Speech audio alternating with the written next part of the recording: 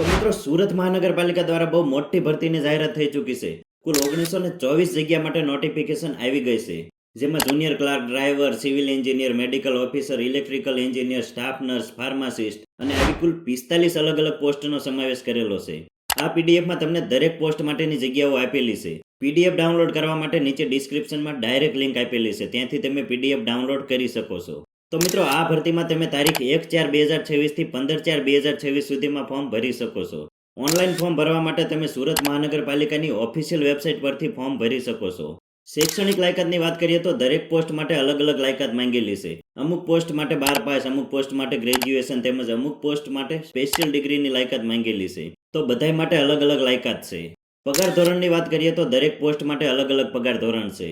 અમુક માટે 26,000, અમુક માટે 31,000, અમુક માટે 38,000 તેમજ અમુક ખાસ જગ્યા માટે વધારે પગાર ધોરણ પણ આપેલા છે. તો આ પગાર ધોરણ તમારી પોસ્ટ અને ક્લાસના આધારે નક્કી થાય છે. તો મિત્રો, ફોર્મ ભરવાનું ભૂલતા નહીં. તેમજ વધારે માહિતી માટે અને પીડીએફ ડાઉનલોડ કરવા માટે નીચે ડિસ્ક્રિપ્શનમાં ડાયરેક્ટ લિંક આપેલી છે, ત્યાંથી તમે જોઈ શકો છો. તેમજ આજનો વિડીયો જોવા બદલ આપનો ખૂબ ખૂબ આભાર.